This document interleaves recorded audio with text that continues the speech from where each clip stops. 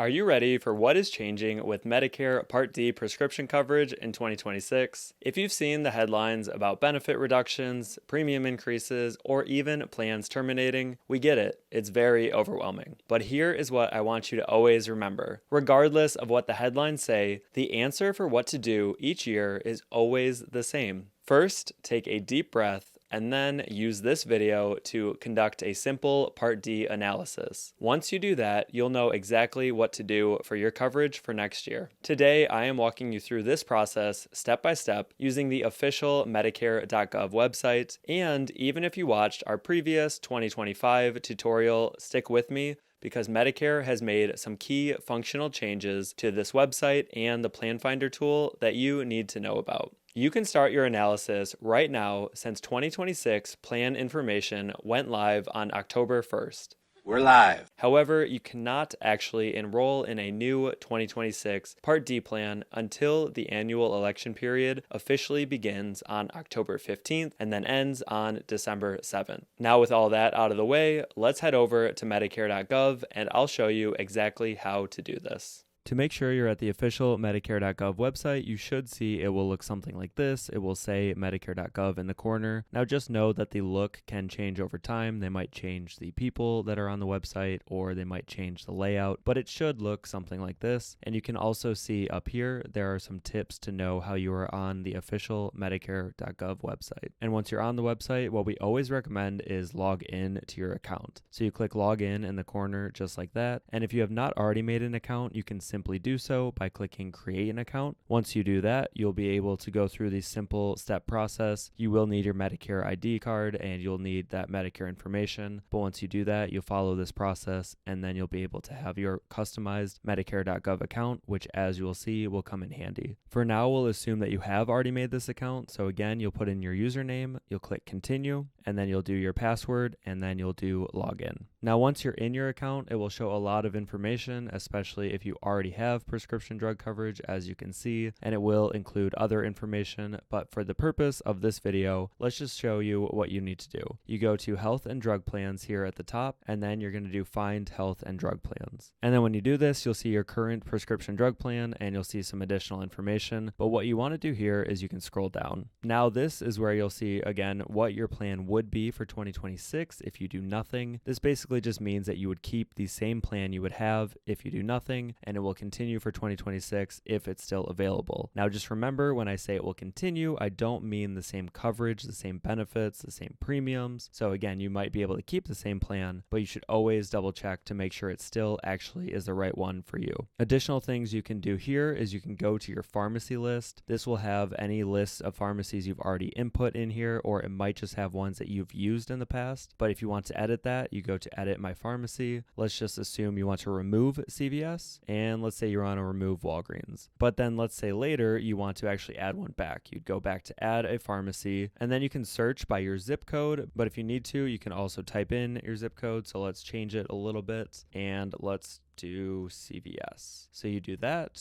find pharmacies, and here you'll have your specific different pharmacies and specific different locations. So for this one, we will add CVS. You'll see it at the bottom along with Kroger and mail order, and then you do continue to view plans. Now, if you need to add another pharmacy, you can simply do that by clicking this, but for now, we'll just say okay. Now, even more importantly than the pharmacies, or perhaps more importantly, is your actual list of medications. Now, if you have already filled medications recently, you might see some of these pre-populated, or if you have already saved this med list from years in the past, you should see that here. And this is exactly why logging in is so helpful, because you'll have your prescription medication saved. So every time you do this process, you don't have to redo your pharmacies, your medications, whatever it might be. So here you can edit your drug list, or you can do a quick thing I'll show you, and you can do add recently filled drugs. If you click on this, you can see it will show you medications that you have filled in about the last year or so. So let's say you filled omeprazole in this case, and you do want to add that back to your list. You would simply click on it, and then you would add drug. So now the omeprazole that you had in the past is back on the list for the analysis. However, for not recently filled ones, just go to edit my drug list. And then once you're here, again, you'll see your drug list. If you need to remove a medication, let's say you change your mind about the omeprazole, you simply would click remove drug. And beyond just removing a medication, if you have to edit a medication, like the lisinopril in this case, you can click edit drug. In this case, let's say now you take 20 milligrams of this medication, you can do a 20 milligram tablet, and let's say you do it twice a day. So now you can change it to 180, and you still get a 3-month supply, so it's 180 for 3 months, which again is twice a day, and then you click update this drug. Now we can go back to the bottom here, and let's just say done adding drugs.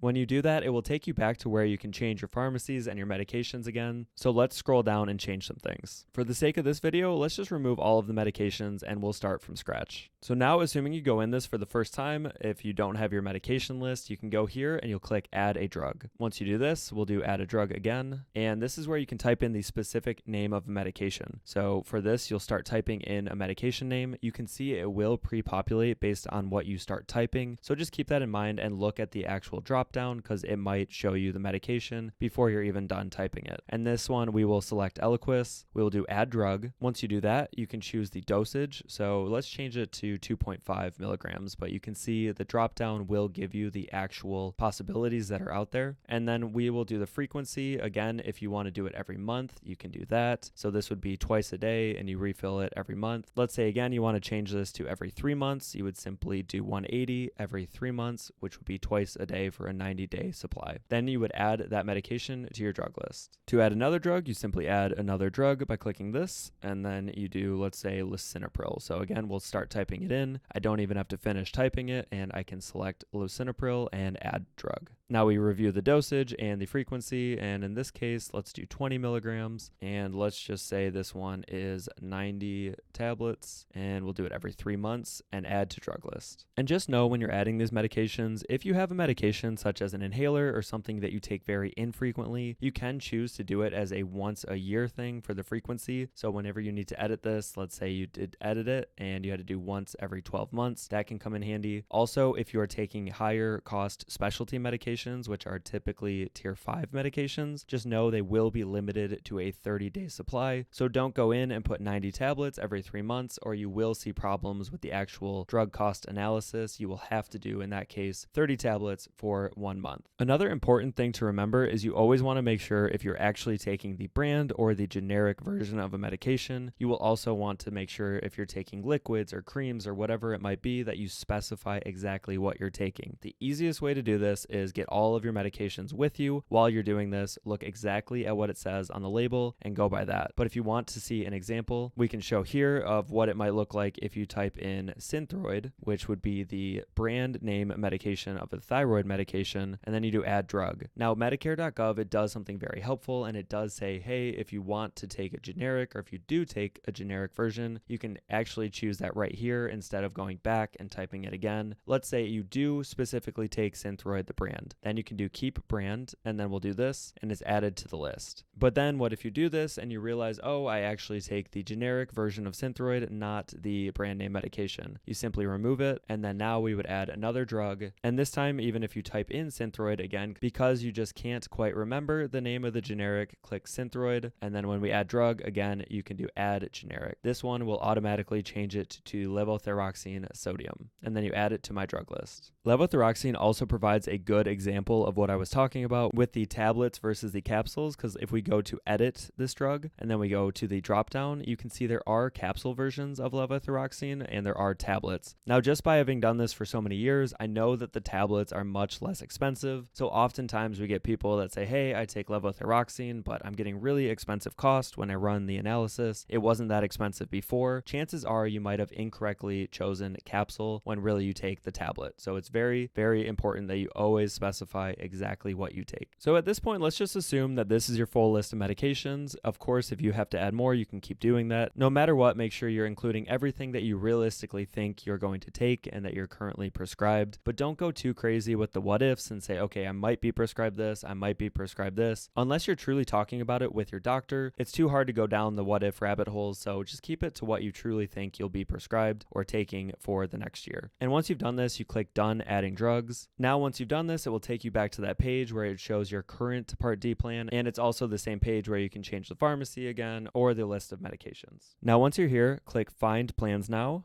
and it will show up with coverage for 2026 and 2025. In this case, we are only looking at 2026, and you will double check and make sure your zip code is correct. If it's not correct, you can always delete it, change it, but in this case, it is correct, so we'll do continue. Now here, if you are looking at Medicare Advantage plans, you can of course choose that, but we will do this for Medicare Drug Plan Part D. You will want to choose this second option if you're choosing Part D plans, and then we'll do Find Plans. Now for this part of the video, we have to talk about how you're going to compare your plan options for 2026 once you actually run the analysis based on your medications. Again, at the top, you will see your next plan. So this is assuming if you do nothing, this is the plan that you will have for next year, because in this case, this is what this person currently is enrolled in, and they will be enrolled in that same plan for next year if they don't make any changes. You can see the premiums, that is right here. You can see the total drug and premium cost. You can see the plan ID number, the deductible, all sorts of different details about the plan will be clearly listed right here. Just know, very importantly, that the estimated total drug and premium cost, which is right here, that is, like it says, what you're estimated to spend on your medications based on what list you put, as well as your premiums. Now, in this case, the premium, there is no premium on the plan, so it's a little bit difficult because this is really just showing the estimated drug cost, but keep this in mind that this will include the premium and the medication cost, and we'll show you why that matters very shortly. Now, if we scroll down, you'll see how to compare this to other plans that are available. The key here, and it will probably already be on this, but you'll want to choose lowest drug and premium cost when you're sorting these plans. Now, you can see at the top, this is your next plan. It doesn't mean it's your lowest cost option. If I scroll down, now it's actually showing me a plan with a lower estimated total drug and premium cost compared to what the next plan would be. And if you keep scrolling down, it's going to keep showing you plans that go up in cost for the total drug and premium cost. So using this logic, we can see that this plan, based on the medications and the pharmacies and everything that we've input, this has the lowest total estimated cost for this person. And again, because this amount does include the estimated drug and premium cost, let's just scroll down a little bit and find a plan that has a monthly premium. So if we look here, this plan has a $78 per month premium, and then it also is showing the total cost of about $1,700. So when you see this roughly $1,700 price, just know it is factoring in the $78.30 per month plus the expected out-of-pocket cost for the medications, including deductibles and other factors. But where you'll likely want to start, of course, is the plan with the lowest overall cost for your estimated total drug and premiums. Now you might be wondering, what about more plan details about this plan if it is lower than my current plan? And that's a great question. You simply click here where it says Plan Details. This is really where the meat of the analysis comes into play, and will show you a couple key things to consider. So again, it will show you your premium cost at the top. It will show you your expected cost for medications, but what you can also do is you can scroll down. You can see the medications with the frequencies. You can also check the pharmacies. So here you'll see that the preferred pharmacy is the mail order pharmacy, and then the other pharmacies are in-network, meaning they are standard pharmacies. They're not technically preferred by this plan. So if you see in-network, again, that means standard. It will say preferred if it's a preferred pharmacy. However, something else is if you scroll down, we can expand these sections with the pharmacy costs, and we can compare what it would be with the actual retail pharmacies like CVS and Kroger versus the mail order pharmacy. So yes, these pharmacies are technically standard, but they are not that much higher in cost than the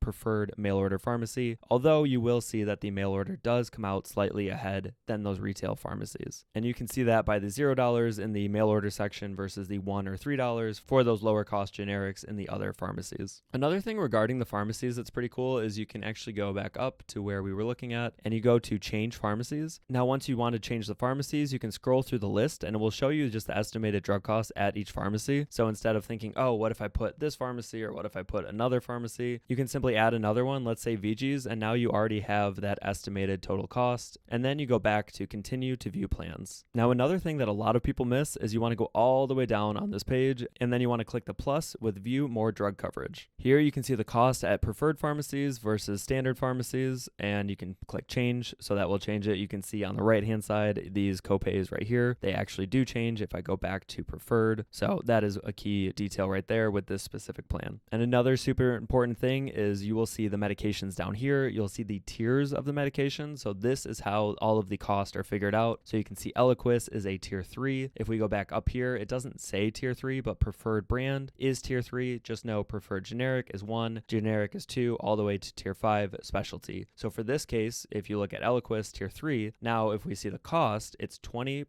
coinsurance. So now when we try to think about how are they getting the cost for Eliquis for this specific plan, they're doing 20% of the negotiated retail price is what you have to pay for the medication. Just keep in mind that is after the deductible in most cases, so that is always a good thing to know. Also, you can see whether or not medication has prior authorization requirements, step therapy, quantity limits, and you can hover or click on it to see the quantity limits. So this can help because if maybe you're comparing two medications and one has step therapy, the other doesn't, and you don't want to deal with that, it might be helpful when you're talking to your doctor about what possible medications to try. Now, by far, the most confusing part with all of this, in my opinion, is figuring out the deductible and what actually counts towards it and when. So with this plan, if we go back up towards the top, just so you can see it, it does say that it has a $601 deductible for 2026. Now, if we go back down, you might think, okay, I have to pay that for every single medication, no matter what I take. Now, for Eliquis, that does appear to be the case. And the way I know that is because it shows the retail cost and the cost before deductible are the same. However, if we look at levothyroxine as an example, it says retail cost of $6.56, but the cost before the deductible is $1.